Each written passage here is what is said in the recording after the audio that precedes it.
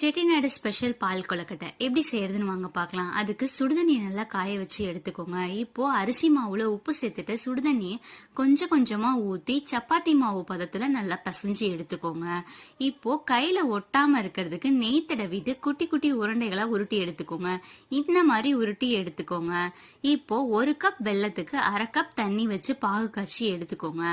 இப்போ ஒரு பாத்திரத்துல தண்ணி சேர்த்துட்டு தண்ணி நல்லா கொதி வந்ததுக்கு அப்புறமே நம்ம உருட்டி வச்சிருக்க உருண்டைகளை சேர்த்து நல்லா கலந்து விட்டுக்கோங்க. இப்போ உருண்டைகள் ஓரளவுக்கு வெந்து வந்ததுக்கு அப்புறமே நம்ம காய்ச்சி வச்சிருக்க பாகை இது கூட சேர்த்துக்கலாம். இப்போ பாகு சேர்த்துட்டு ஒரு கொதி வந்ததுக்கு அப்புறமே எடுத்து வச்சிருக்க அரிசி மாவு உருண்டை 2 தண்ணியில கரைச்சி இது கூட சேர்த்துக்கோங்க. சேர்த்துட்டு இது கொதி வந்ததுக்கு அப்புறமே ஏலக்காய் தூள் சேர்த்துக்கோங்க. இப்போ இது நல்லா வெந்து வந்துருச்சு. இப்போ தேங்காய் பால் 2வது பாலை சேர்த்துக்கலாம். சேர்த்துட்டு இது நல்லா ஒரு கொதி வந்ததுக்கு அப்புறமே முதல் பாலை சேர்த்துட்டு அடுப்பை ஆஃப் பண்ணிட்டீங்கன்னா சூப்பரான பால்